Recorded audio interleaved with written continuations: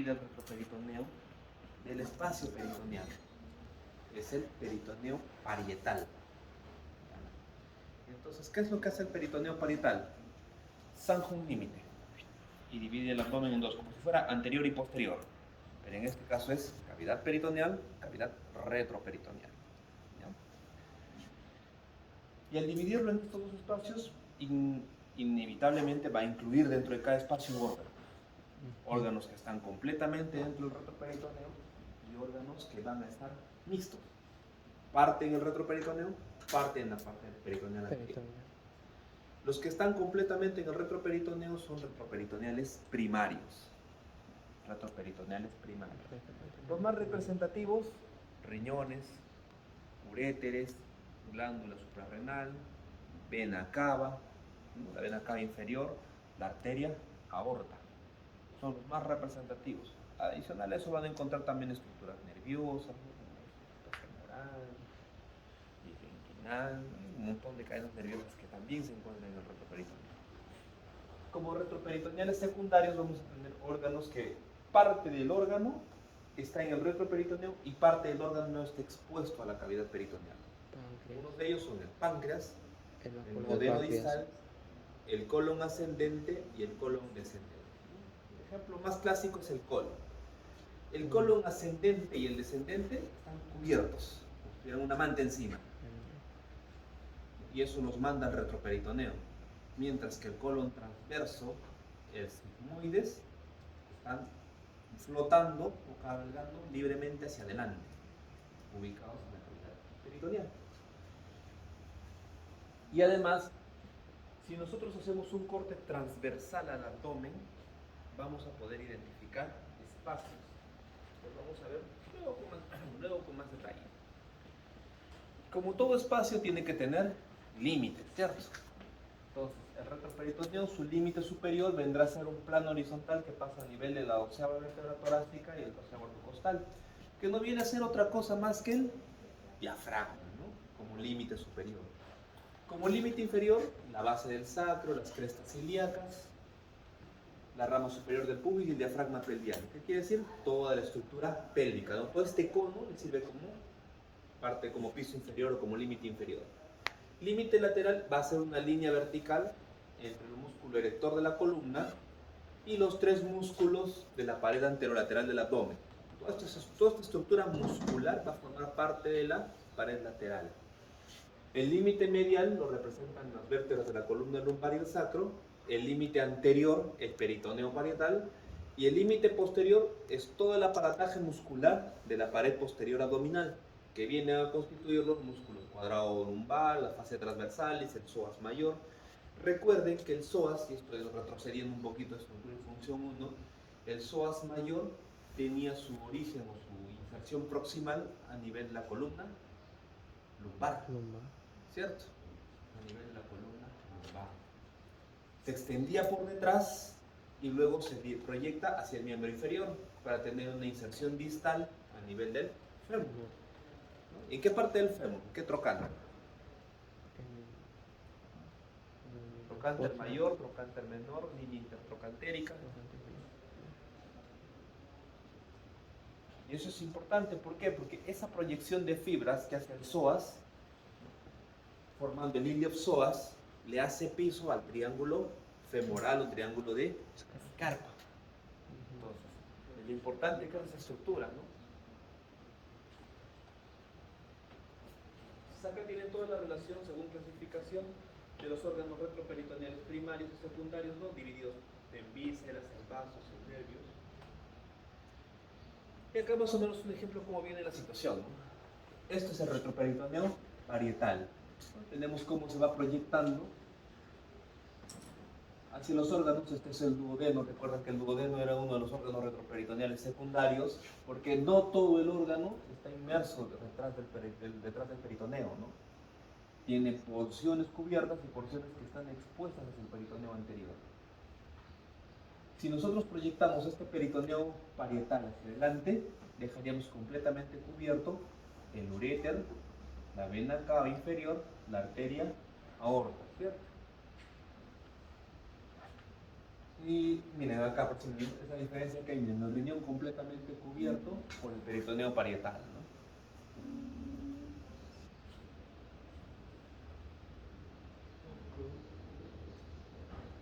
Y lo que les mencionaba, ¿no? Si le hacemos un corte transversal, vamos a dividirlo en espacios. Pero ¿qué estructura será la responsable de dividirlo en espacios? La fascia renal. Y la fascia renal tiene dos hojas. Una hoja anterior y una hoja posterior. Entonces se llama hoja anterior de la fascia renal, hoja posterior de la fascia renal. Que también tienen epónimos. ¿Cuáles serán sus epónimos? La fascia anterior será la fascia de Gerota, mientras que la fascia posterior o la hoja posterior será la fascia de Zuckerland.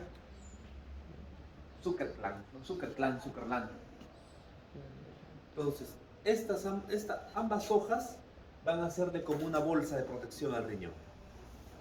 Por dentro tendremos el espacio perirrenal. En el espacio perirrenal lo que vamos a tener es grasa perirrenal y estructuras del hilio renal. ¿Sí? Por fuera, entre la hoja posterior y la pared muscular, se genera otro espacio, que es el espacio pararrenal posterior, cuyo contenido es solo grasa, ¿no? Tejido adiposo, nada más. Y hacia adelante, entre la hoja anterior y el peritoneo parietal, se genera el espacio pararrenal anterior. En el espacio pararrenal anterior sí vamos a encontrar estructuras vasculares como la aorta, la cava, vamos a encontrar la parte del páncreas, parte del duodeno. Esa va a ser la división si hacemos un corte transversal. Para aprovechar un poco la imagen tomográfica, ¿no? Un poco para hacer lectura de imagen, ustedes vayan educando el ojo, de que esto es netamente anatómico. Tenemos cuerpo vertebral, lumbar, riñón izquierdo, riñón derecho. Si este es el riñón derecho, este órgano sólido que está acá será el hígado, ¿no? Sólida. Hacia estos tenemos una proyección del vaso, que ya debe ser ya su polo inferior. Por delante de la estructura del cuerpo vertebral tenemos dos vasos. Uno que está pegado a la columna, que vendrá a ser la arteria aorta, y otro mucho más adelante, que es la vena cava. Si ustedes se dan cuenta, acá la arteria aorta le está saliendo una proyección por delante. Esta es una rama anterior. Entonces, ¿recordamos cuáles eran las ramas anteriores de la aorta abdominal? En orden. El tronco celíaco, luego venía la mesentérica superior y luego la mesentérica inferior. Muy bien.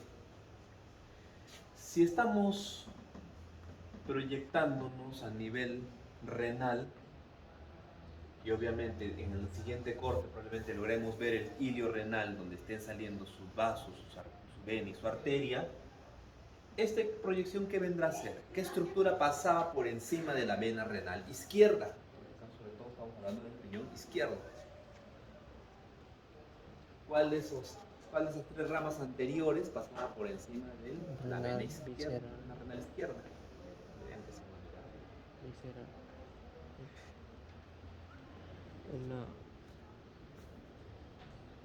Tiene una pinza. Suprarrenal. La mesentérica superior. Porque aprovecho que uno termina de corregir para ustedes contarles. La pinza ortomesentérica. La pinza ortomesentérica, ¿no? Que vendría a ser la arteria mesentérica superior. Acá lo que estamos viendo es cómo están haciendo la mesentérica superior. Esta proyección es la mesentérica superior. Y si ustedes ven acá, la vena cava no solo está ligeramente aplanada, está en una proyección. Entonces, probablemente estemos viendo acá el nacimiento, la proyección de la vena renal izquierda, ¿no? La que va a cruzar por debajo de esta pinza y va a ubicarse en el hilio renal. Entonces, así se hace lectura tomográfica. La lectura tomográfica es anatomía. Si no han fijado sus esquemas anatómicos en la cabeza, tienen claras las estructuras, cuando lleven diagnóstico por imágenes van a sufrir, porque todo lo que van a ver van a ser manchas negras y blancas. Peor es ecografía, porque ecografía es más de interpretación. tomografía por lo menos tienes una idea del órgano. La ecografía es un poco más complicado de interpretar. Y ni qué decir resonancia. Resonancia tiene su grado de complejidad.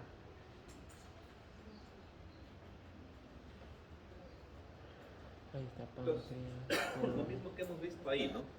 Es más, este ya es un corte mucho más abajo, ¿no? Porque acá ya está la vena renal completamente conectada, tanto a la derecha como a la izquierda. Entonces, esta fase, esta hoja anterior que lo iba a envolver al riñón, ¿cómo se llamaba?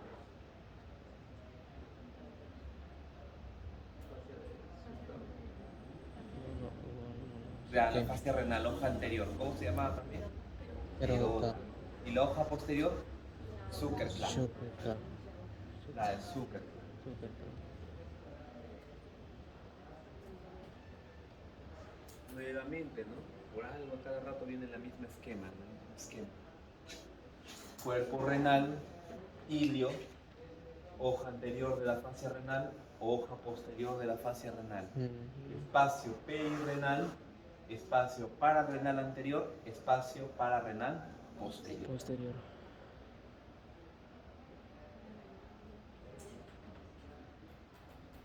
Pero no solo se va a dividir en espacios, el retroperitoneo también se va a dividir en zonas. Zonas. Tendremos zona 1, zona 2 dos. derecha, zona 2 izquierda y zona 3. La zona 1 es la zona centromedial, es una zona vascular. Vamos a ver sus límites. Arriba, el diafragma. Diafragma. Abajo, el promontorio sacro. Hacia los lados, el psoas ilíaco, porque el psoas ilíaco está naciendo en esta zona y está proyectándose así, ¿cierto? Entonces, la cara medial o la cara interna de ambos psoas van a marcar los límites laterales de la zona 1.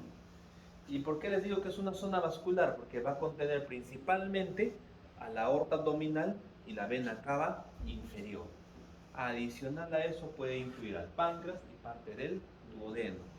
Entonces, ¿de qué le sirve conocer estas zonas? Este es un ejemplo por algo reciente que ha pasado en Lima, ¿no? Una joven que murió por proyectil de arma de fuego en el abdomen, ¿no? En un restaurante, en Panchita. Donde venden buenos anticuchos. Está rico. No vayan a Lima, vayan, está rico. Ya. Entonces, cuando da su informe el médico legista, el primer diagnóstico que vota es trauma por proyectil de arma de fuego en zona 1 retroperitoneal.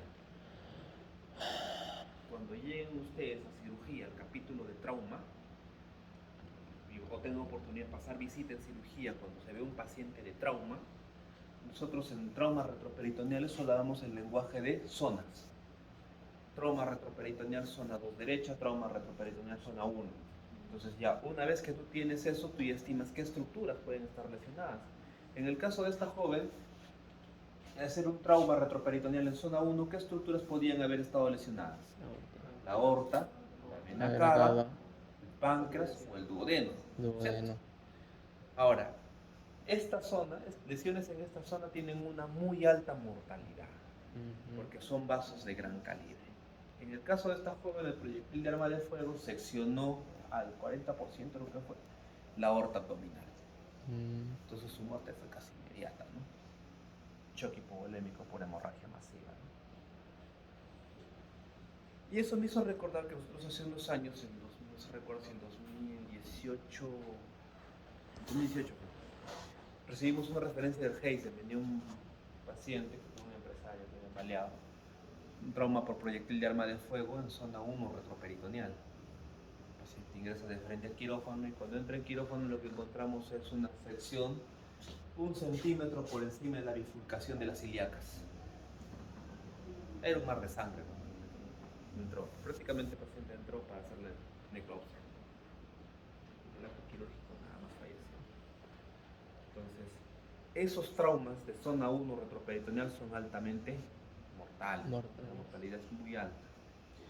Luego tendremos las zonas 2, que vienen a ser las zonas laterales, cuyos límites vienen a ser arriba el diafragma, al lado es el límite inferior la cresta ilíaca, el límite lateral el psoas ilíaco, ¿no? Que vendría a ser su límite medial, ¿no? Su límite medial viene a ser el psoas ilíaco. mientras un límite lateral externo debe ser parte de la cresta ilíaca, no esa proyección, esa línea que se proyecta. Ah, ya. ¿Qué va a contener? Si es al lado derecho, riñón derecho, uréter derecho, colon ascendente. Si es al lado izquierdo, riñón izquierdo, uréter izquierdo, colon descendente. Y así como es zona 1, zona 2, también existe una zona 3, que es la zona pélvica. Esta zona pélvica va a tener sus límites. El límite anterior, el espacio retius, inferior el sacro y lateral la pelvis ósea. ¿Quién sabe dónde se ubica el espacio retius o el espacio prevesical? Cristina, ¿te recuerdas? Siempre te explico. Ya. Todos cojan la sínfisis púbica, este hueso que lo tienen acá, parte ósea. Tóquenla. No hay otra forma de que conozcan su cuerpo sino. Vamos. Sínfisis púbica. Ubiquen la sínfisis púbica. Sínfisis púbica. Y pasa porque un interno le dije, ubica la sínfisis púbica para saber en qué espacio vamos a trabajar para las hernias. Y me tocaba debajo del ombligo. Y ahí está tu sínfisis púbica. La sínfisis púbica es una porción ósea que ustedes tienen acá. Detrás de la sínfisis púbica hay un espacio que es más o menos 1 centímetro, que es una capa de grasa. Detrás de esa capa de grasa inmediatamente viene la vejiga. Entonces la vejiga está cubierta y protegida parcialmente por la sínfisis púbica. Pero cuando se da el globo vesical, cuando la vejiga no evacúa y se va llenando, va saliendo de la sínfisis púbica y se expone a la cavidad abdominal. Por eso que los borrachos o los que están tomando, para su mala suerte, se pelean, no han ido al baño, están como 3 horas tomando, la cerveza, que es un diurético, la vejiga está llena y en la pelea viene alguien y le mete una patada en la zona del hipogastrio. Y ya hemos recibido 2 o 3 veces trauma vesical, porque la vejiga está repleta, está expuesta en una zona donde ya no tiene protección del hueso y trauma, orina a la cavidad abdominal, ¿no?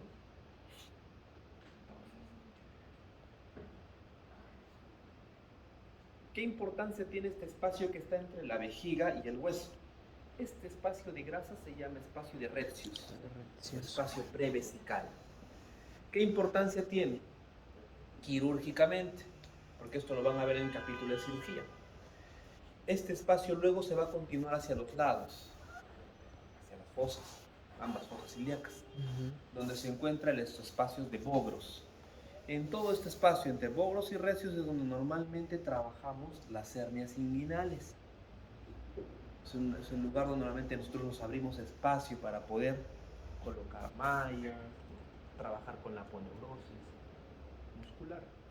Entonces, es importante que ustedes tengan claros estos espacios, porque cuando lleguen al capítulo de cirugía, van a decir, en anatomía te lo debieron haber enseñado, si no te enseñaron es problema tuyo.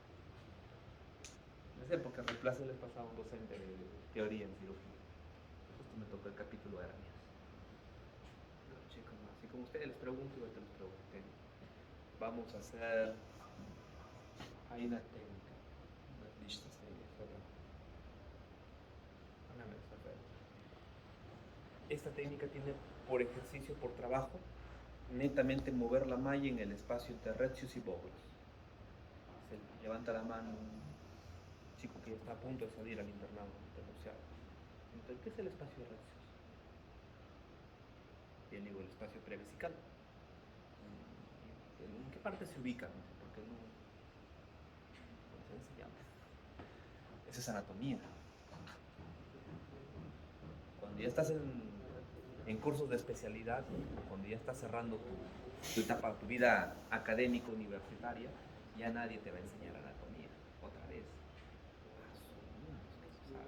Ya no hay tiempo tampoco para enseñar eso, ¿no? Entonces de ahí va a tener doble chamba en su casa. Leer de nuevo lo que es el espacio de retius y volver a leer la técnica quirúrgica, porque no la iba a entender, ¿no? Es importante que esas cosas de todas maneras guarden sus apuntes, porque les va a servir. ¿Qué órganos estarán contenidos en este espacio? Recto, sigmoides, vasos ilíacos y los órganos urogenitales. Entonces, como ustedes se dan cuenta, esto es normalmente cómo se ve el retroperitoneo, ¿no? Una vez que se desplazan todo lo que son el intestino delgado, parte del colon, tenemos aquí expuesto el polo renal inferior. Tendremos acá, ¿qué es la vena? Cava inferior, la arteria aorta abdominal, ¿no? Las ilíacas. Si ustedes se dan cuenta, el polo renal aquí está completamente desnudo y aquí todavía está cubierto por su grasa, ¿no? La grasa perirrenal, ¿no? Y esto se da porque probablemente en el riñón del lado derecho se vaya a extirpar, ¿no? Entonces uno lo limpia para poder acceder al ilio renal, donde tienes que ligar los vasos para retirar el riñón de ahí. Entonces, pero es más o menos la exposición que se logra cuando se ve la cavidad retroperitoneal. Entonces, como han visto ahí, retroperitoneo es básicamente espacios, límites y contenido. De eso se compone el retroperitoneo. ¿Ya?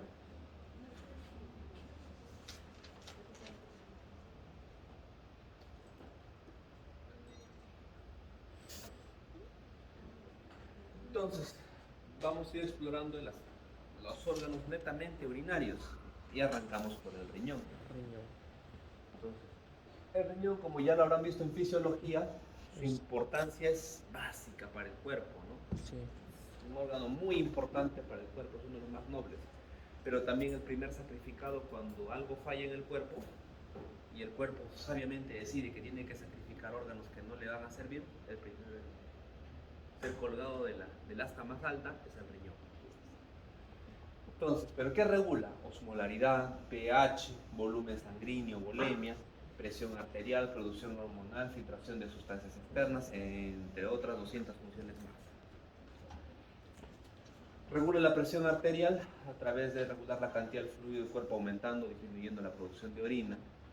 La producción hormonal a través del calcitriol, ¿no? Forma activa de la vitamina D, la eritropoyetina, que estimula la producción de eritrocitos en la médula ósea, la regulación del balance ácido-base, ¿no? Del pH sanguíneo, un pH 7.4, y esto a través de la movilización de los iones hidrógeno, ¿no? Teniendo en cuenta que la regulación ácido-base, el riñón es el segundo buffer, ¿no? El primer buffer es el buffer respiratorio, y el segundo buffer es el buffer renal, que es el que regula básicamente no solo el movimiento hidrogeniones, sino también el que te va a regular lo que es los movimientos metabólicos, ¿no? Entonces, cuando ustedes interpretan AGA, que me imagino ya han entrado a AGA en fisiología, ¿cierto? ¿Pueden entrar? Es muy redardo, pues si no me lo hago. Ya. Igual, luego miremos. No me meto todavía. Es bonito, AGA es uno de los puntos más interesantes que tiene medio interno. Solamente conocer medio interno es un libro. Ojo, medio interno es un libro entero. Lo que normalmente se les enseña pues son las primeras 10 páginas. Pero medio interno es un libro entero. Es lo que logran o que les van a enseñar de lo que viene a ser, ¿no? El déficit ácido-base y el déficit de hidrogeniones, los cambios de hidrogeniones a través de la acidosis, alcalosis respiratoria, metabólica, los trastornos de hipocalemia, hiponatremia, hipocalcemia, hipercalcemia, a interpretar un AGA. Lo que les van a enseñar pues, es el 10% de lo que está lo que existe en el libro. Esto lo van a ir descubriendo con el tiempo. ¿Por qué? Porque el medio interno es cómo funciona el cuerpo. Si tú en algún momento entras en un estado de ansiedad como lo que les pasa antes de cada examen, hiperventilas. Si hiperventilas, barres, movilizas CO2, barres hidrógeno. ¿Qué va a pasar? Entras en una acidosis respiratoria. La acidosis respiratoria tiene mecanismos compensatorios. Ahí entra a tallar el riñón. Esos mecanismos, igualito pasa en el lado contrario, igualito pasa cuando hay la parte metabólica. Y eso quien mejor les puede enseñar es un internista, que viven todos los días con eso. Ellos viven sacando agua. Y ustedes ahí lo van a hacer con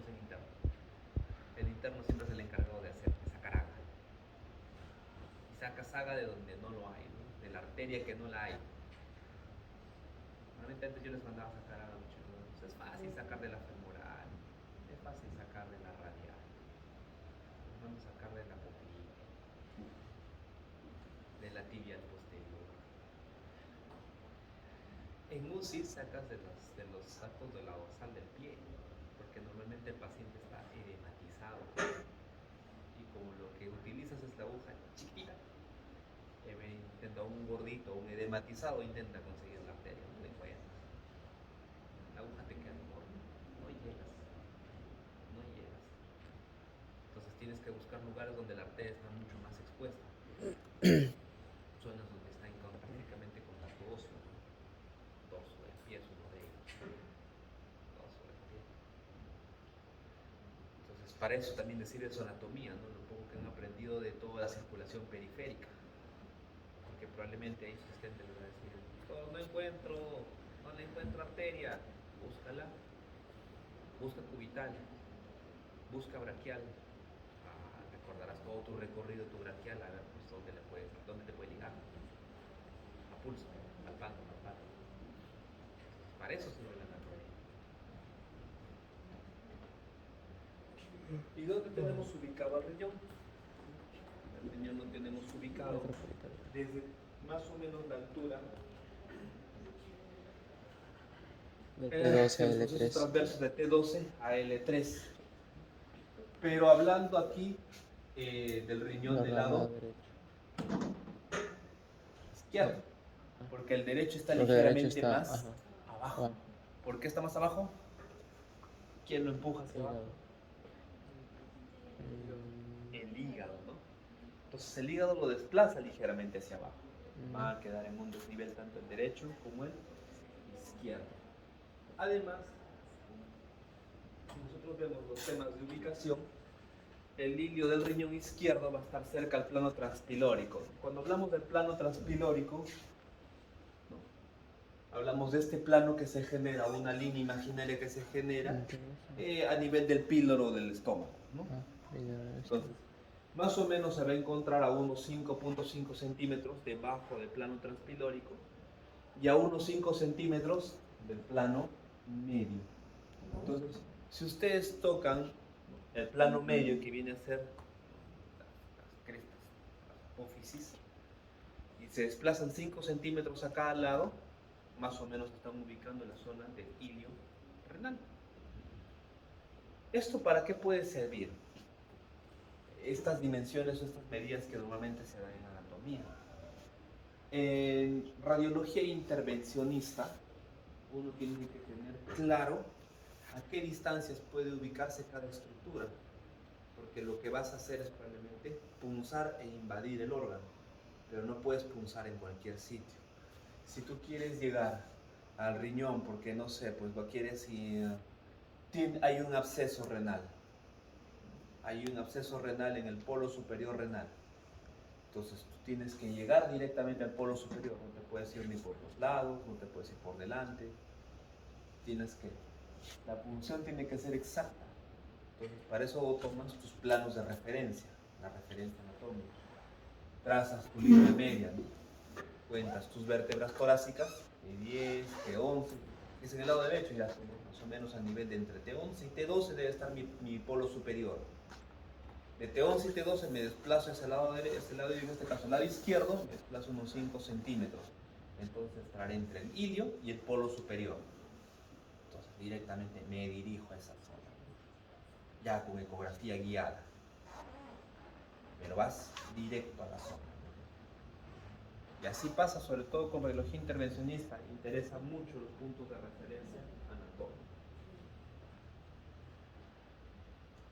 Si nosotros lo vemos desde el punto de vista de los planos que atravesamos para llegar hasta la cavidad retroperitoneal, precisamente hasta la zona donde están los riñones, vamos a atravesar músculos, ¿no? Como el oblicuo externo, el transverso del abdomen, hasta llegar a la zona de la fascia renal, ¿no?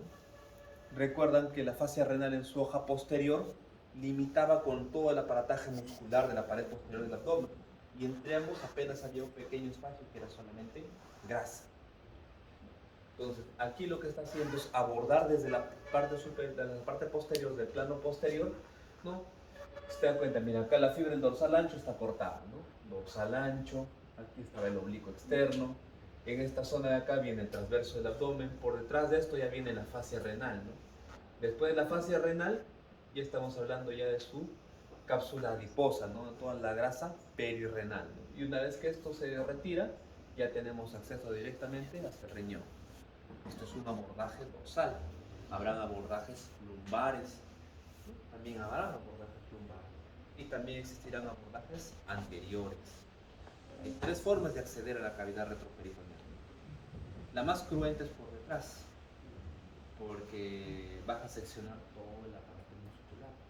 La más cruenta. La menos invasiva es la lumbar. La menos invasiva. Porque hay menos músculos que atraviesan, menos planos. Y una agresiva es la anterior, porque aquí tienes que movilizar todo el contenido anterior, ¿no? Intestino delgado, colon, duodeno, todo esto por un lado, para que puedas hacer a la derecha, igualito para la izquierda. Entonces, cuando hagamos digestivo, y ya lleguemos a la parte de colon, intestino delgado, ahí vamos a ver las fascias de Tolpe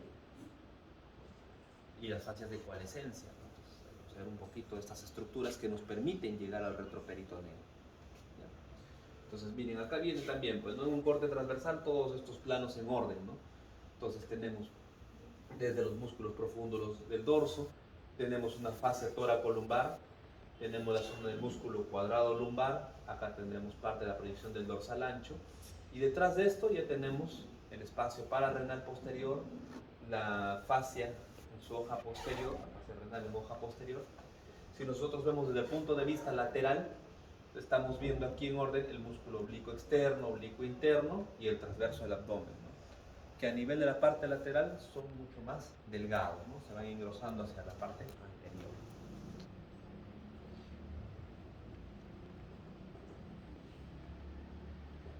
Y lo que les mencionaba, ¿no? Teníamos la fascia renal anterior de Gerota, la renal posterior de Zuckerklan. La celda renal está abierta hacia la zona de los uréteres.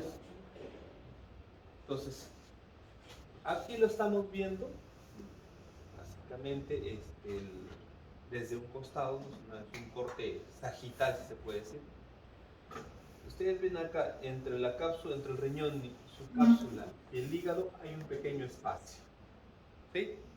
Este espacio muchas veces es virtual.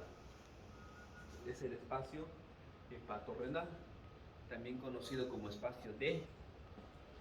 Cristina, ¿te acuerdas? El espacio Morrison. ¿Por qué es importante el espacio Morrison? Porque este espacio, que normalmente es virtual, es decir, están pegados, están próximos, sin generar un espacio que sea muy notorio, cuando se llena de cualquier tipo de secreción, líquido, sangre, bilis, lo que sea, este espacio deja de ser virtual y se convierte en un espacio real. Entonces, y siempre vuelvo a este ejemplo, ¿no? Por decir, cuando se genera un trauma y llegan a las emergencias, un trauma abdominal, el primer examen que normalmente se recomienda es una ecofaz, que es una ecografía rápida. ¿Qué hace la ecografía rápida?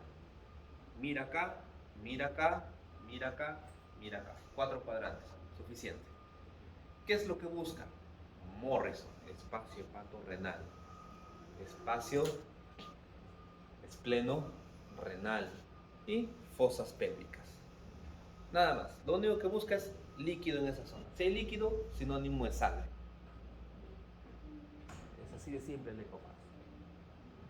Si ves los espacios de Morrison, los espacios libres siguen siendo virtuales, no están ocupados por nada, sinónimo, no hay nada. De repente hay un hematoma en el hígado, un hematoma en el vasoncito, no pasa nada. La ecografía te dice eso, ¿no? Sobre todo por tema de decisiones urgentes.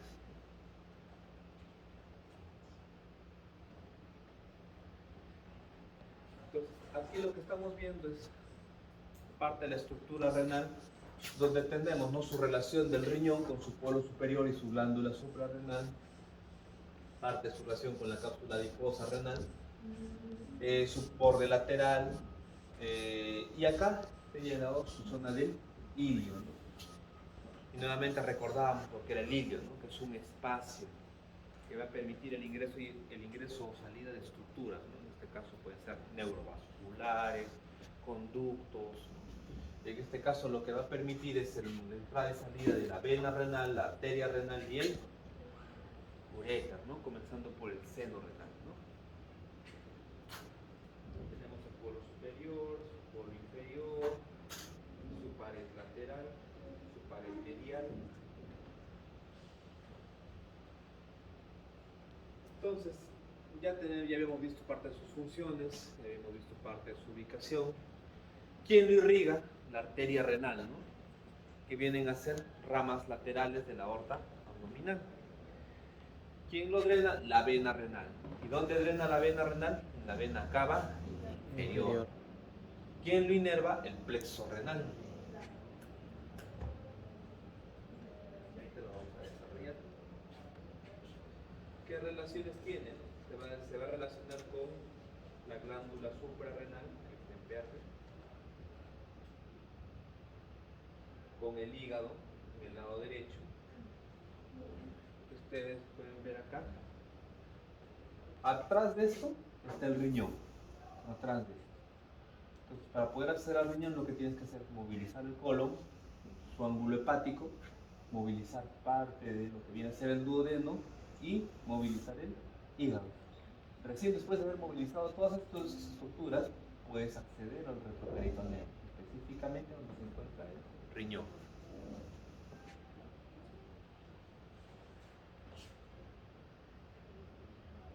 Ahí está su relación con el duodeno, con la segunda porción duodenal.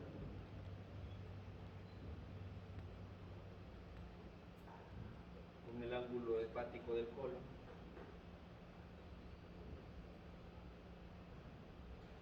Ya a ese nivel, el riñón izquierdo, cómo se relaciona con la última porción duodenal. Y esto ya viene a ser básicamente el inicio ya del intestino delgado, ¿no? Esa unión duodeno-yeyunal, donde se genera el ángulo de Treitz, porque está la fase de Treitz en esa zona, ¿no? Pues acá atrás tenemos el riñón, ¿no? Cómo se relaciona con esas estructuras en el lado izquierdo. Ahí se relaciona el lado izquierdo con su glándula suprarrenal, con el vaso en su polo superior, con el páncreas, tanto parte del cuerpo y la cola, con el ángulo esplénico del colon. Y además de eso va a tener sus relaciones posteriores, ¿no? Y sus relaciones posteriores básicamente va a ser la arteria subcostal, dos huesos, la onceava y doceava costilla, tres nervios, el nervio subcostal, el hipogástrico y el inguinal. ¿Recuerdan esa imagen que les mostré en el retroperitoneo, ¿no? Limpio el riñón del lado derecho y el lado izquierdo cubierto por grasa, y habían unos nervios que estaban sujetos o separados con unas pitas. Ya, esos eran los nervios, ¿no? Los cordones nerviosos. En este caso tenemos al subcostal, el hipogástrico y el inguinal. Además, también se va a relacionar con los cuatro músculos de la pared posterior, que viene a ser el diafragma, el psoas mayor, el cuadrado lumbar y el transverso del abdomen. Entonces, la mitad superior del riñón se relaciona sobre todo con el diafragma, el tercio medial de la otra mitad, el psoas mayor. De esa mitad inferior, su tercio medio con el cuadrado lumbar y su tercio lateral con el transverso del abdomen.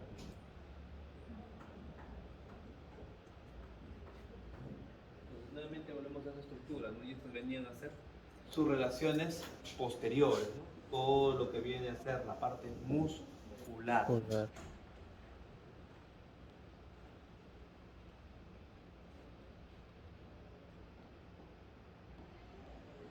Incluso acá logran esquematizar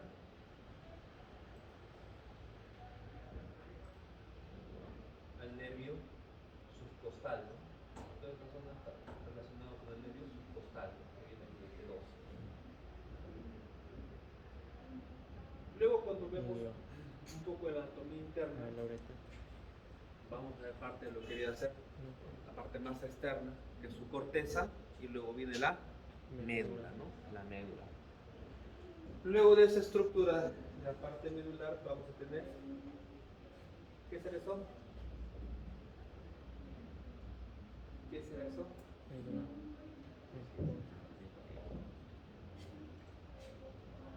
Recuerden.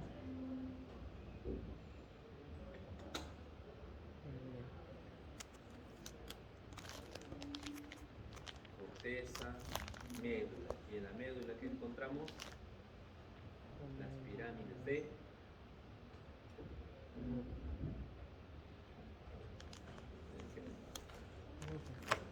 Cristina, Francesca, ustedes se han recordado.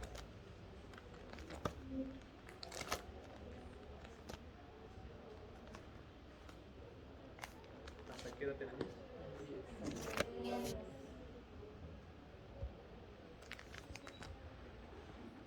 ¿Qué quieres?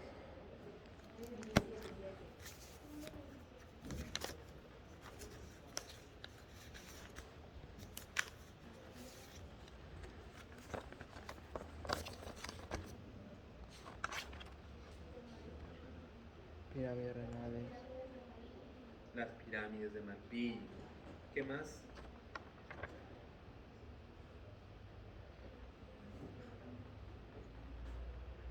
Columnas renales de Bertín. Las columnas de Bertín. Bertín. Ujú. De ahí, en las columnas es donde encontraremos todo lo que viene a ser su aparato vascular, ¿cierto? Ujú.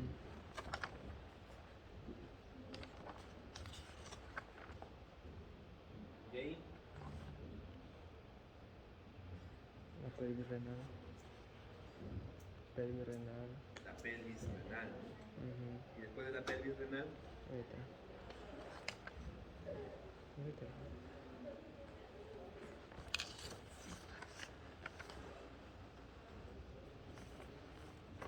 no se olviden de los cálices mayores, los cálices menores, ¿no? También. Cálices mayores, cálices menores. Y todas esas estructuras al final van a terminar en lo que viene a ser el seno renal.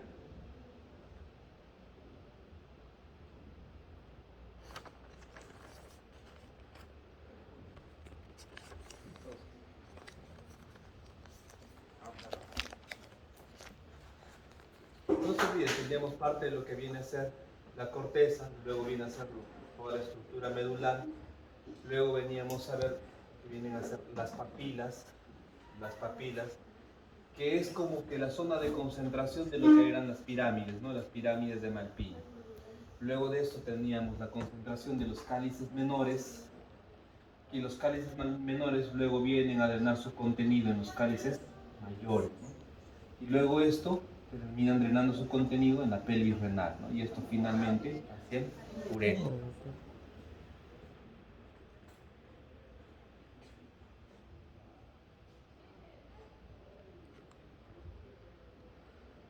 Cuando hablamos de la irrigación del riñón, si bien es cierto, hablábamos de que es a cargo, es responsabilidad netamente de la arteria renal, tanto derecha como izquierda. La arteria renal también va a tener sus propias ramas, ¿no? Y en realidad la arteria renal, a un momento les mencioné, puede dar origen a la suprarrenal, Suprarrenal. o a veces la A suprarrenal puede veces ser también directamente de la del aorta. orto.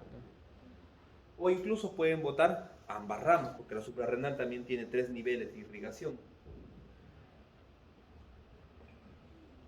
Y una vez que ingresa a nivel del ilio renal, la arteria renal se va a dividir en arteria renal posterior, arteria renal superior, la arteria renal anterosuperior, la arteria renal anteroinferior, la inferior, y también tendremos una rama posterior.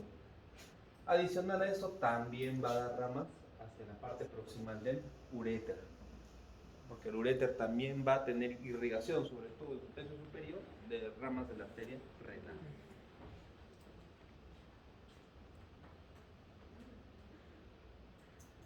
Y acá tenemos cómo se van a relacionar ya la parte mucho más microscópica, imagino que en esto ya lo han visto esto, ¿no? La parte de las arteriolas, tanto las arteriolas aferentes, eferentes, con el aparato juxtaglomerular y su mácula densa, ¿no? Que están entre estos dos aparatos, ¿no? Que son responsables de la producción de ¿qué? ¿Por qué se relaciona el aparato juxtaglomerular? Sistema renina. Claro, el sistema renina-angiotensina, ¿no? Que dispara el eje renina-angiotensina-aldosterona. regulador del equilibrio osmótico corporal, ¿no? No parte del equilibrio hídrico. Y ampliamente estudiado cuando tratas patologías como la hipertensión arterial, ¿no?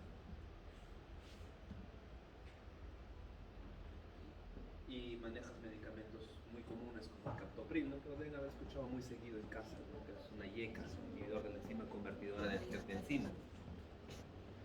Entonces bloquea lo que es la conversión de la angiotensina 1 en angiotensina 2, ¿no? Tiene esa acción también a nivel pulmonar porque esta conversión se hace a nivel pulmonar. Por eso que ese tipo de medicamentos a veces dan tos. Es parte de fármaco, ¿no?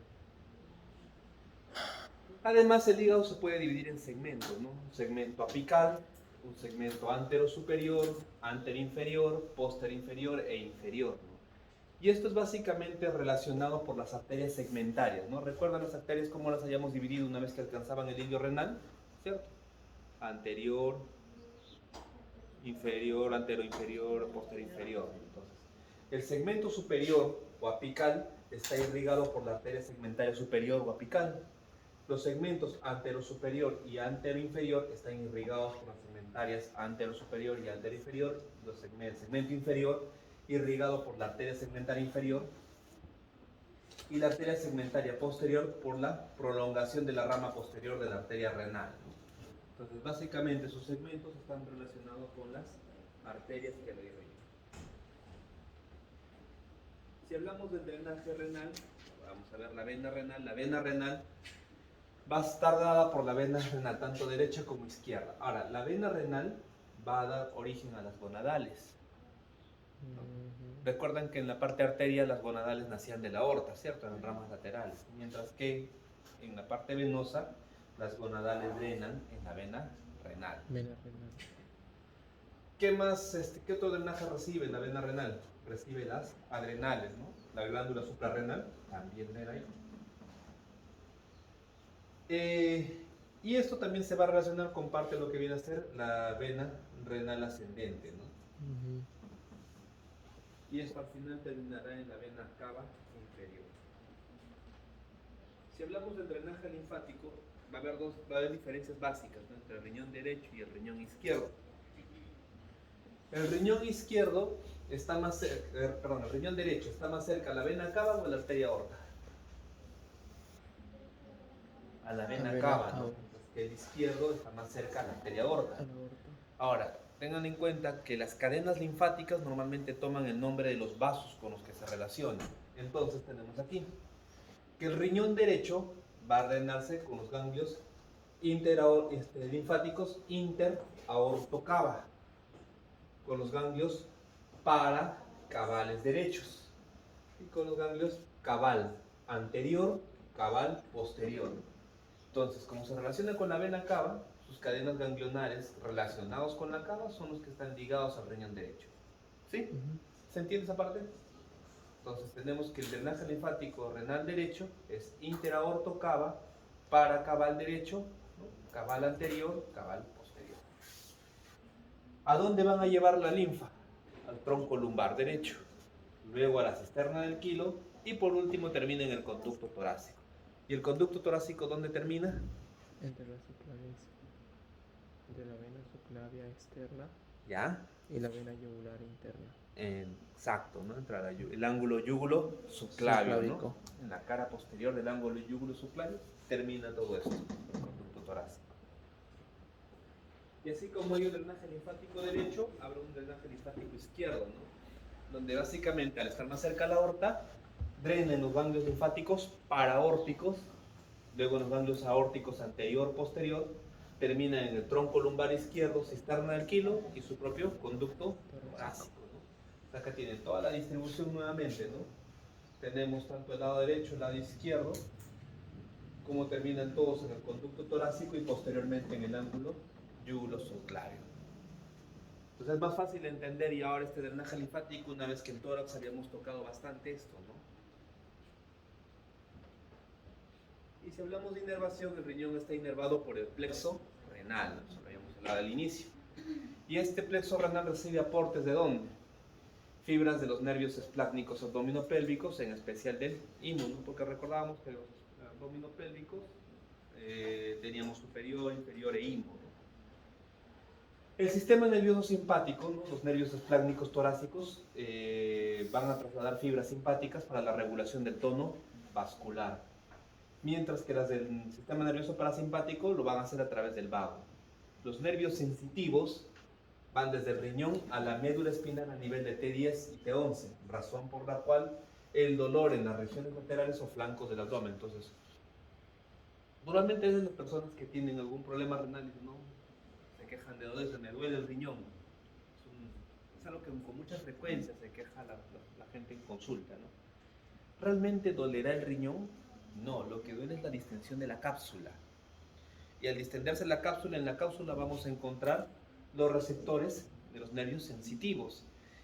Estos nervios sensitivos van a trasladar el dolor hacia la médula a nivel de T10 y T11. Entonces, por eso que vamos a sentir el dolor en la zona lumbar, ¿no? Toda la zona lumbar se va a ver comprometida. Porque en esa zona no solo llegan fibras sensitivas de la cápsula renal, también llegan fibras sensitivas de toda la zona lumbar. Entonces, se convierte en un dolor como que refiere toda la zona, ¿no? Y luego ese dolor va a la médula espinal, llegará a la sustancia gris o sustancia blanca. No sé. ¿Por dónde viajan los haces del dolor? Desde blanca. Blanca. En su historia función uno sí les han enseñado.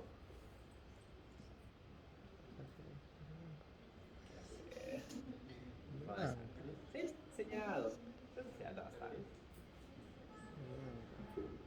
Incluso tienes que definirlo si va por el asta anterior o el asta posterior, porque una asta es motora, la otra asta es sensitiva. Ajá. Y luego las astas o la sustancia gris la vamos a dividir en fascículos, Ujú. ¿cierto? En áreas, fascículos. Y de acuerdo a estas áreas podemos definir por dónde viaja el haz espinotalámico superior, ¿cierto? Y el haz espinotalámico es el que traslada fibras del dolor. No se olviden.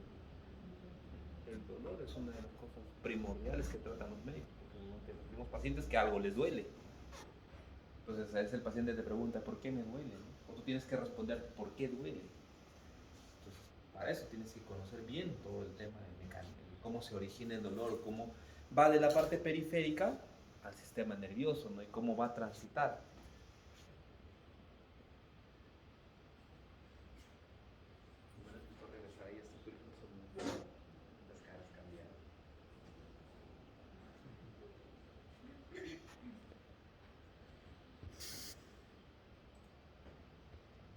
Con esto para ver el tema del ejercicio renal, ¿ya? Que va a ser mucho más rápido.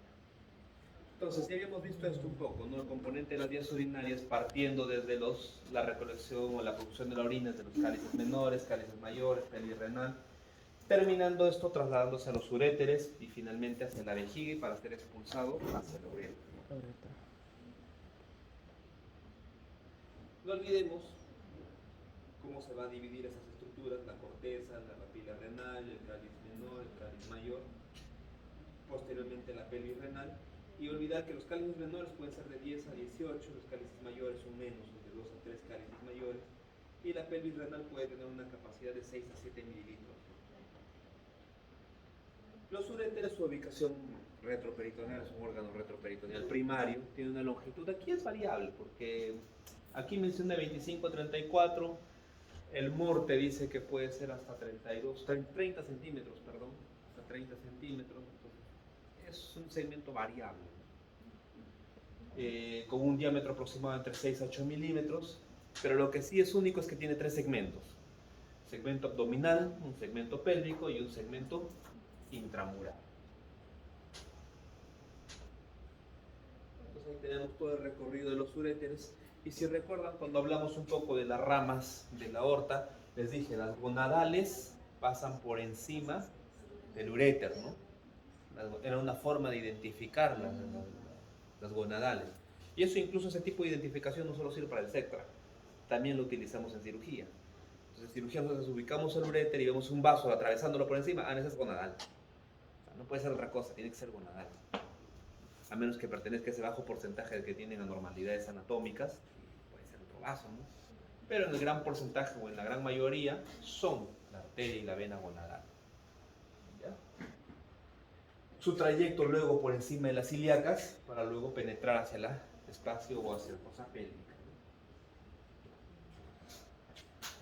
Tiene un epitelio transicional o capas musculares dispuestas en forma longitudinal y circular. Se relacionan el uréter derecho con el psoas mayor, nervio genitofemoral, duodeno, ramas de los vasos mesentéricos superiores, y el izquierdo también con el psoas mayor, el nervio genitofemoral, rama de los vasos mesentéricos inferiores, ¿no? Acá viene la diferencia, ¿no? Porque si ustedes recuerdan, al lado derecho eran más ramas arteriales de la mesentérica superior, del lado izquierdo, mesentérica inferior. Entonces, sacarnos un poco, ¿no?, esta distribución que se va a dar tanto, sobre todo si lo comparamos con una pielografía, ¿no? Se le inyecta sustancia de contraste a través de lo que viene a ser la cistoscopía, se pintan los riñones y uno puede ver todo el trayecto renal, ¿no?, hasta la zona de los cálices, ¿no? Entonces uno puede diferenciar y ver estas zonas, ¿no? Lo que está marcado acá como 1, 2 y 3 son las zonas de estrecheces ureterales. Estas estrecheces ureterales vienen a ser las siguientes. La primera, que se va a formar en la unión del uréter y la pelvis renal. Si inmediatamente se está uniendo el uréter con la pelvis renal, se forma la primera estrechez. La segunda se da en el cruce de la apertura superior de la pelvis o al cruzar la arteria ilíaca externa. Y el tercero se viene al atravesar la pared de la vejiga. Entonces son las tres estrecheces típicas que tiene el uréter. Y esto es importante conocerlo porque su diámetro del uréter no es uniforme a través de todo su trayecto, no es de 6 a 8 milímetros en todo el trayecto. En esas estrecheces los diámetros pueden alcanzar incluso los 2 milímetros. ¿Y por qué es importante conocer las estrecheces? Cuando se generan problemas como los cálculos renales, estos son lugares donde habitualmente se enclava el calor. Es difícil que pase por esta zona. Y cuando se enclava genera dolor. ¿Por qué genera dolor? Porque obstruye el flujo de orina. Al obstruir el flujo de orina, toda la orina retorna. Uropatía por reflujo. Se llena la pelvis renal de orina, dilata toda la estructura interna renal hasta que en algún punto dilata hasta tocar la cápsula. Esa dilatación genera dolor. Ahora, el uréter propiamente dicho también tiene sus propias fibras sensitivas.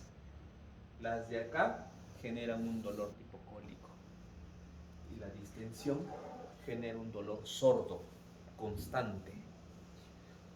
Entonces a veces cuando dicen, no, le duele el riñón, hay que tomarle una ecografía para ver si tiene cálculos.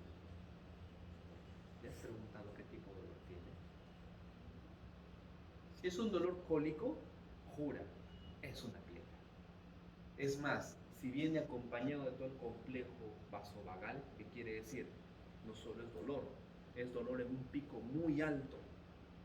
Si tú le dices a tu paciente en la escala del dolor, EVA, ¿no?, escala visual del dolor, que te diga de 1 a 10 cuánto le duele, normalmente le duele de 8 a 10, no le duele menos, y no le va a doler menos.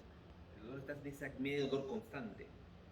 Es un dolor cólico, intenso, y que no le permite al paciente encontrar confort en ninguna posición. Porque si a ti te duele algo en la cavidad abdominal, coges una posición antálgica y calma, parcialmente calma. Pero el paciente no, a él lo ves angustiado, se para, se sienta, camina, va para acá, va para allá. No lo puedes tener quieto en la consulta ni en la emergencia. El paciente está angustiado, sudoroso y aforético. Algunos vienen incluso hiperventilando cuando ya hacen un proceso vagal serio, ¿no? Entonces, el dolor es un dolor netamente por un cólico renal, porque realmente los enclavó en alguna de esas estrecheces, ¿no? Y si hablamos de su irrigación, recordando esos 3 segmentos que tenía el uréter, ¿no?, va a venir de siguiente. Su segmento abdominal va a venir por ramas que vienen tanto de la arteria renal como directamente por la rama de la arteria gonadal, ramas de la arteria de la aorta abdominal. Entonces, a lo largo de todo su trayecto va a recibir esa irrigación, ¿no?, de la renal, de la gonadal y de la aorta. Cuando ya pasamos al segmento pélvico, va a recibir ramas de la ilíaca interna, va a recibir ramas de la vesical, va a recibir ramas de la rectal media, de las vesicales inferiores. Entonces, a través de todos esos 12 segmentos de trayecto va a recibir distintos tipos de irrigación. Y si hablamos del drenaje linfático, básicamente va a ser muy similar al drenaje linfático renal, ¿no? Donde tenemos que los uréteres abdominales del lado derecho van a drenar para cabal derecho e interaorto cava, y el izquierdo para aórtico. Y además, acá se va a sumar los ganglios ilíacos, tanto los ilíacos comunes, los ilíacos internos, los ilíacos externos, porque aquí están las arterias ilíacas. Entonces, además se suman estos ganglios, ¿no? Entonces, en cuanto al drenaje linfático de los uréteres y el riñón, va a provenir de toda esta zona y va a terminar todo donde, en el conducto torácico. Y si hablamos de la inervación, ¿no? De acuerdo a sus porciones, la porción abdominal, la inervación va a proceder a los plexos renal, aórtico abdominal e hipogastrio inferior. Estos son los tres grandes plexos que van a generar inervación a través de todo lo que viene a ser el trayecto ureteral. Si hablamos de la inervación simpática,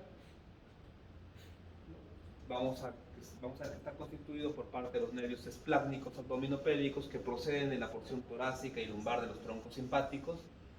También tendremos a los ganglios simpáticos prevertebrales y al plexo aórtico abdominal, ¿no? Todas sus extensiones. Entonces acá vemos parte de todo lo que viene a ser los plexos simpático y parasimpático, ¿no? Que van tanto para el riñón, para la glándula suprarrenal, y que luego van a extender algunas fibras hacia lo que viene a ser la porción proximal del uretra. Acá tenemos un poco cómo es esa comunicación, ¿no? Miren, acá el ejemplo es con la glándula suprarrenal, ¿no? A través de los plexos que envuelven las paredes arteriales, va a los ganglios preaórticos, y luego esta información nerviosa baja hacia los ganglios paravertebrales y luego va a llegar hacia la sustancia gris.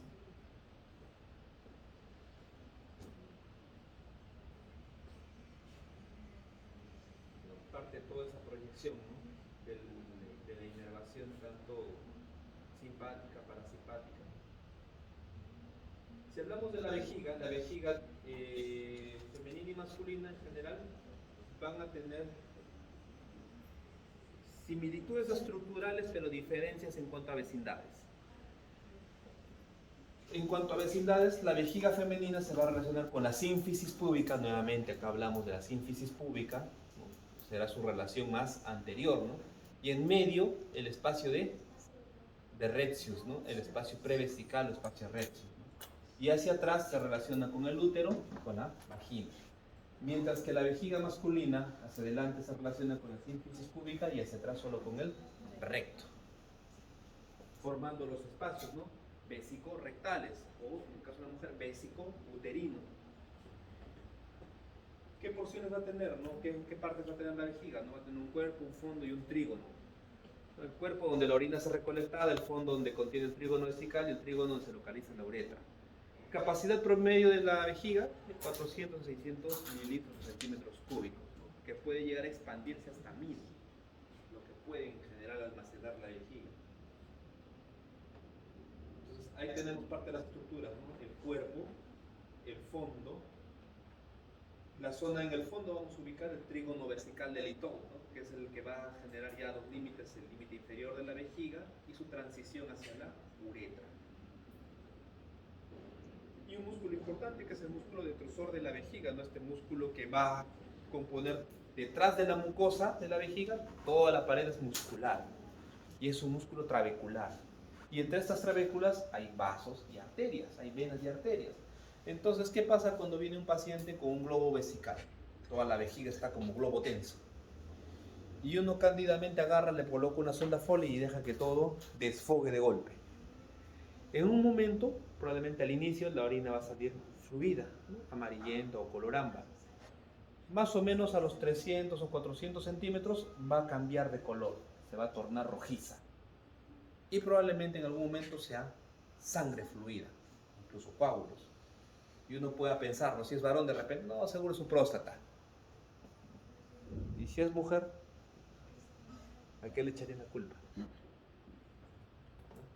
Entonces, aquí es importante recordar que el músculo detrusor de la vejiga, si se descomprime de forma violenta, hace esto, entre sus fibras musculares están los vasos. ¿Qué va a hacer? Los va a romper.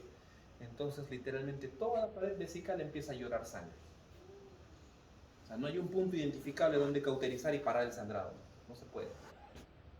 Entonces, se generan sangrados o hematuria por descompresión violenta de la vejiga. Por eso que la técnica de colocar sonda Foley, si alguna vez ustedes lo hacen, es cada 300 centímetros cúbicos clampar la sonda para que la vejiga tenga tiempo de descomprimirse lentamente. Después ya de que se descomprimió medio litro, ya ustedes pueden dejarlo abierto y fluir. Pero si está lleno y lo dejas abierto, corres el riesgo de que generes más bien un sangrado. ¿Que se va a autolimitar? Sí. Normalmente se autolimita, pero es a veces tan escandaloso que terminan en las emergencias, ¿no? Imagínate, pobre abuelo, normalmente son los abuelitos. Te colocas sonda y a la media hora la sonda, la orina está bajo sangre. Todo se asusta, todo se alborota.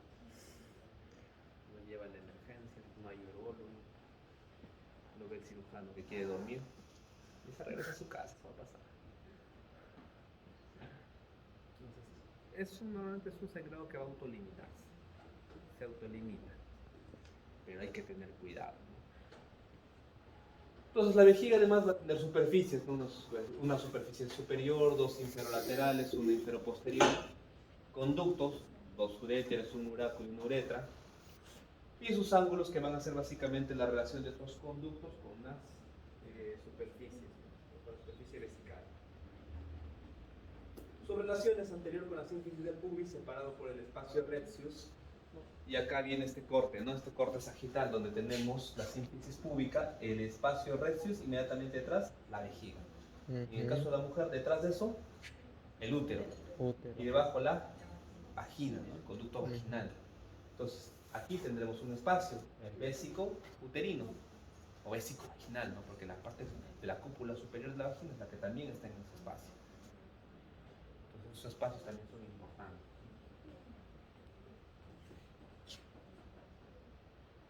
Y hacia los lados se va a relacionar con el hueso púbico, el músculo obturador interno, tanto izquierdo como derecho, así como el músculo elevador del ano. Si hablamos de la inervación de la vejiga, las fibras simpáticas y parasimpáticas, que es básicamente la inervación muy similar a la parte renal, ¿no? Siguen todos esos mismos cadenas, mismos componentes. Pero aquí veamos, ¿no? Las simpáticas son conducidas desde los nervios torácicos inferiores y lumbares superiores de la médula espinal hacia los plexos vesicales, plexos pélvicos, ¿no? Principalmente a través de los plexos y nervios hipogástricos. Las fibras parasimpáticas, acá está al revés, perdón, las fibras simpáticas estimulan la eyaculación en el caso del varón y provocan simultáneamente la contracción del esfínter interno de la uretra para evitar el reflujo del semen para el interior de la vejiga. Y esto lo deben haber visto cuando han visto órganos sexuales en función 1. En la parte de inervación se ve eso, ¿no? Y en fisiología también lo deben haber visto, porque la fisiología de la eyaculación es básicamente eso. Las fibras parasimpáticas proceden de los niveles sacros de la médula espinal, son conducidas por los nervios espláncnicos pélvicos y los plexos hipogástricos inferiores. Estas fibras son eminentemente motoras para el músculo detrusor de la pared vesical e inhibidoras para lo que viene a ser el esfínter interno de la uretra del varón.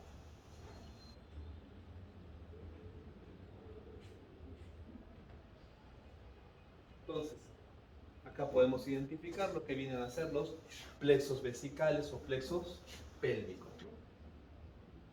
Partiendo de lo que vienen a ser los nervios espláncnicos, ¿no?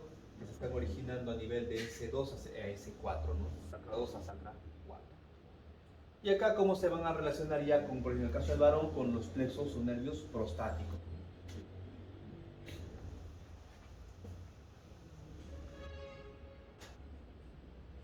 Y si luego pasamos a lo que viene a ser la estructura de la uretra, hay diferencias marcadas entre la uretra masculina y la uretra femenina, ¿no? Recordemos que la uretra femenina mide máximo aproximadamente unos 4 centímetros. Mientras la uretra masculina, de acuerdo a la etnia, región, continente y demás, puede medir entre 12 hasta 18 centímetros, ¿no?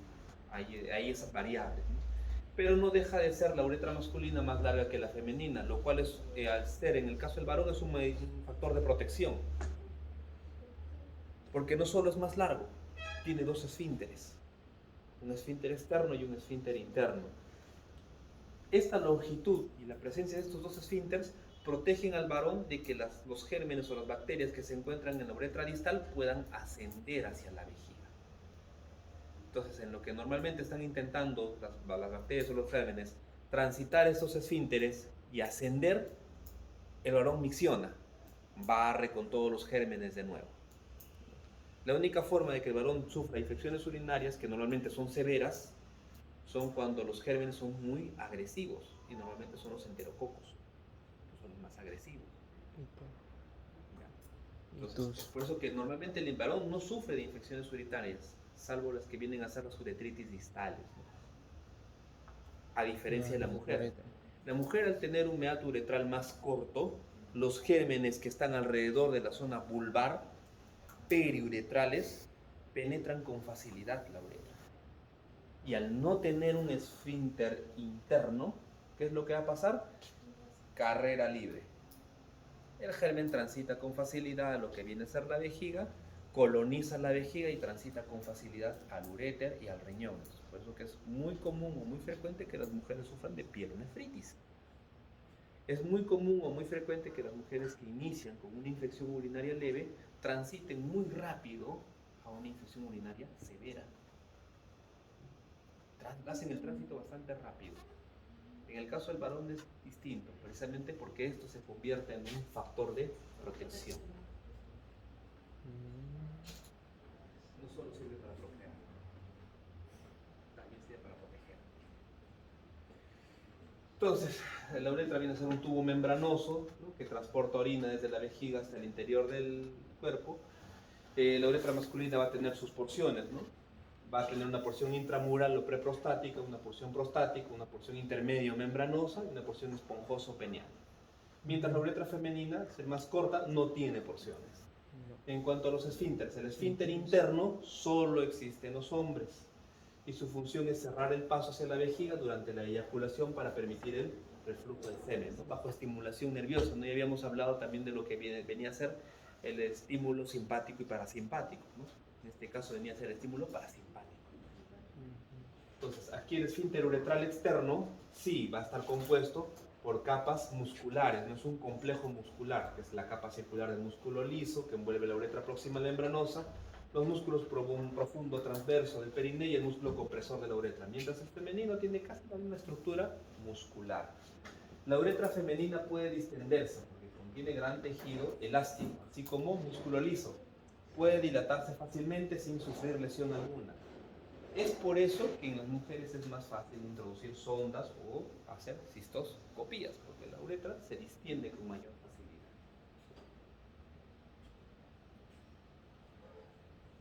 Y lo que habíamos hablado antes, ¿no?, en cuanto a las porciones de la uretra masculina, no se olviden que son 4, ¿no? Esto de las longitudes son temas referenciales. Y aquí vamos a ver un poco esto, ¿no? Recuerden que teníamos la uretra preprostática, la uretra prostática, y luego vamos a ver el resto de los segmentos de la uretra, ¿no? Entonces, si ustedes ven acá en esta zona, esta viene a ser la uretra membranosa, y luego esta viene a ser ya la porción esponjosa del pene. Entonces, esta debe ser la porción esponjosa de la uretra. Que en general es la más larga.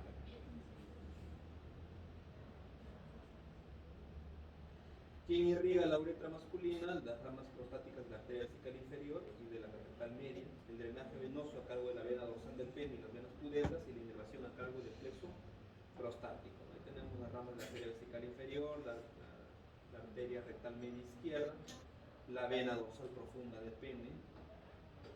El drenaje linfático básicamente va a tener los mismos caminos que los caminos uretrales y vesicales. Y en cuanto a la inervación, los nervios de la uretra masculina derivan del plexo nervioso prostático, tanto sus fibras simpáticas como parasimpáticas. Ahí tienen, ¿no?, donde se ubica tanto el plexo nervioso prostático. Y en cuanto a la uretra femenina, tienen una representación de cómo se va a desarrollar desarrollar el músculo esfínter externo, ¿no? Es la uretra, que es el único esfínter que tiene la mujer, mientras su irrigación llega por las arterias pudenda interna y la arteria vaginal. Y las venas acompañan a las arterias recibiendo los mismos nodos. Mientras que en su inervación va a ser por los plexos nerviosos vesical y el plexo y el nervio pudendo.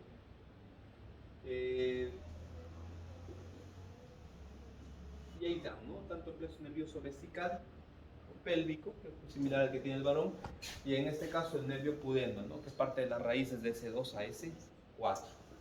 Entonces, esa viene a ser la inervación uretral. Saquen su riñón.